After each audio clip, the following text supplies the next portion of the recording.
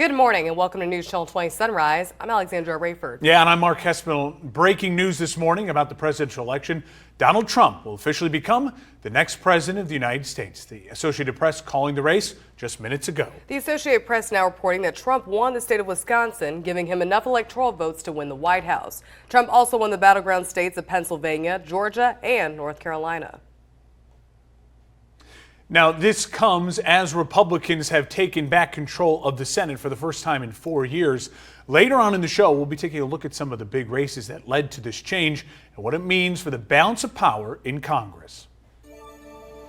And turning now to some local elections. Incumbent Nikki Benzinski looking to hold on to her seat against challenger Joshua Lloyd. The district serves parts of 4 different counties from Macoupin to Champaign. Right now, Benzinski is in the lead with 53% of the vote. And in District 12, Republican incumbent Mike Boss held on to his seat against Democrat Brian Roberts. District 12 serves the area around Coles, Cumberland, and Effingham County. Right now, Boss has 75% of the vote.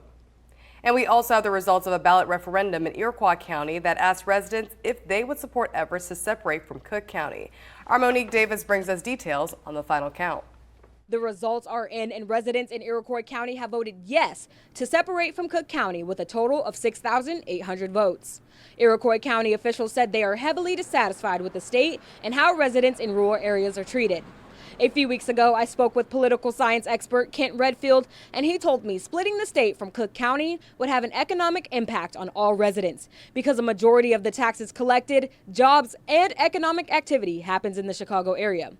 This referendum is non-binding, meaning that no action will be taken because of the vote. It simply gives the voter a chance to weigh in on the issue. Reporting in Macon County, I'm Monique Davis. Back to you. Thank you, Monique. You can find more information about the referendum over on our website, newschannel20.com. And across the state, voters were asked special advisory questions. One question asked if the state should amend the Illinois Constitution to create an additional 3% tax on income greater than $1 million for property tax relief. The vote currently stands at 60% yes and 40% no. Another question asked, should a candidate on the ballot be subject to civil penalties if he or she interferes with an election worker's duties? The vote currently stands at 4,300,702 yes, well ahead of the no's. And people across the country voted on reproductive rights, including right here in Illinois. Voters saw a question that asked, should assisted reproductive treatments, including IVF, be covered by health insurance? That question showing a resounding win for the yeses as well.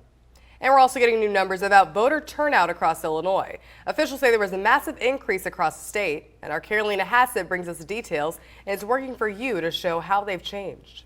We've been providing you updates on the statewide races, but I want to go back and talk about early voter turnout in the state of Illinois. We've had huge voter turnout this year. Now, according to the Illinois State Board of Elections in 2016, there are over 1.7 million people who voted early. And so far this year, over 2.6 million people have early voted.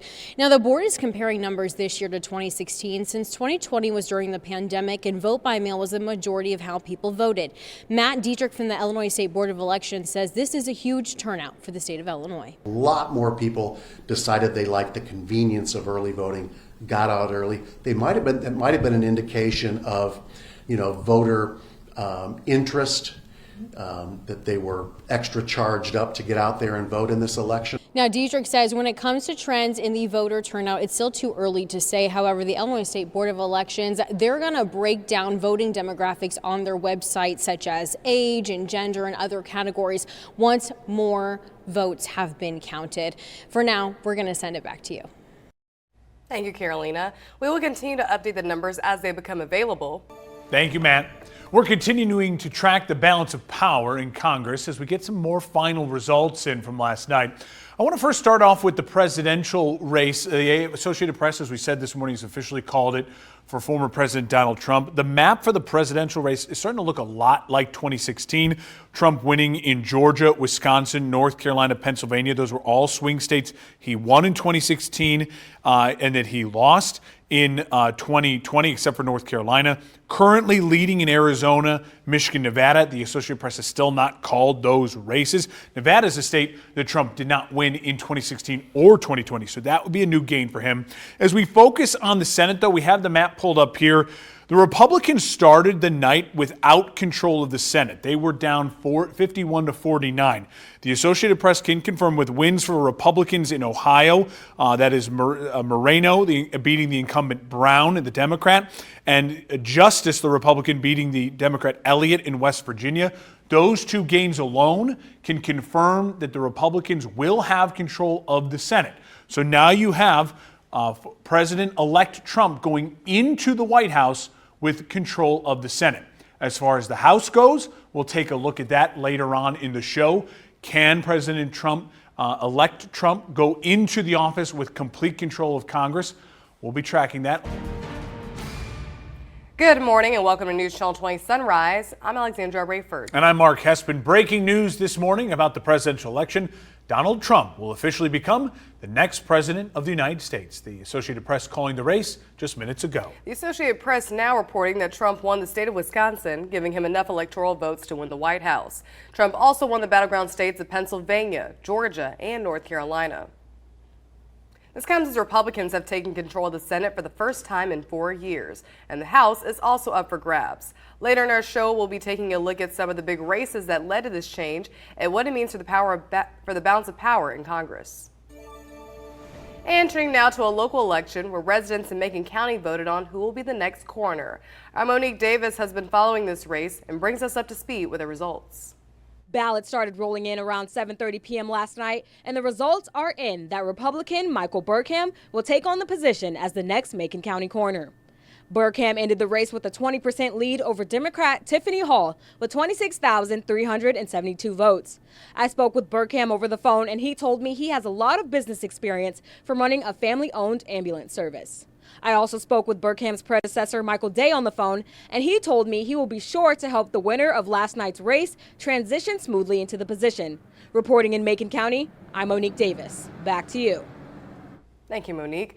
Burkham told News Channel 20 he has a good relationship with the community and believes he will be a great fit for the position. And turning now to the race for Sangamon County State's Attorney. Democrat Kimberly Talkin went up against incumbent John Millhiser, and the numbers are in, and Millhiser will stay in the position, winning the race with 61% of the vote. And looking now at the race for Sangamon County Circuit Clerk, Republican Joe Resch, keeping his seat with 61% of the vote. He went up against Democrat Joanna Burridge. And we have an incredibly close race for Sangamon County Recorder. Democrat incumbent Josh Langfelder is looking to keep his seat against Republican Frank Lesko. Right now, the race is dead even, with Langfelder winning by just under 400 votes. Now, this race is one of, if not the closest race we've seen here in Sangamon County. Our Spencer Davis has been following this contest and brings us details on how officials are moving forward. One of our highly watched races, the county recorder, is too close to call. Incumbent Josh Langfelder opposed by challenger and current city recorder Frank Lesko are separated by a narrow margin, with 100% precincts reporting. Throughout the day, battling rain and wind, voters turned up at the ballots, a pleasing sign according to County Clerk Don Gray. We'll have more information on what a potential recount could entail. Reporting in Sangamon County, I'm Spencer Davis. Back to you. Thank you, Spencer. We'll continue to provide updates both on air and online as we learn them. Thank you, Matt. We're continuing to track the balance of power in Congress as we get some final results. We do have some updates. I want to start with the presidential map here. As of right now, I want to focus on the popular vote. Currently sits at about 51% for Donald Trump. To give you an idea, he's just over 71 million to Harris's 66.1 million. Back in 2020, Biden had 81.2 million votes to win the popular votes to Donald Trump's 74.2. So if you look at Harris versus Biden, she's off pace by about 15 million votes as far as the popular vote. Now, still a lot of votes to be counted, and it doesn't matter as far as the Electoral College goes. Donald Trump is still the president-elect, but that is something that really shows where voters were at as they headed into the polls yesterday. I do want to get to the breaking news we have. The Associated Press has just called another win and a flip for the Republicans in the Senate. This is in Montana. Tim Sheehy, he beat the incumbent John Tester. Tester, a longtime Democrat incumbent in Montana. The Republicans now sit at 52 Senate seats. Again, 50 controls the Senate, and plus you add in Vice President-elect J.D. Vance that has power in the Senate. as a deciding vote. The Republicans now have a commanding lead in the Senate with still some races outstanding. If we look down at the House of Representatives now, so many races still too close to call. If you focus on the House, you have races in Arizona, California, Wisconsin's 3rd district. Incumbent Van Orden, slight lead over Cook. Plus, Iowa's 1st is still too close to call with Republican incumbent Miller Meeks ahead of Rezar. Listen, it's razor-thin lead over Bohannon. It's really close in the House. That is the biggest question mark left nationally. We know that the Republicans have the White House, President-elect Trump. We know the Republicans have the Senate. Can the Republicans also control the House? That's what we'll keep our eye on the rest of the morning. Thanks for watching. Stick around by subscribing today and don't miss a single video.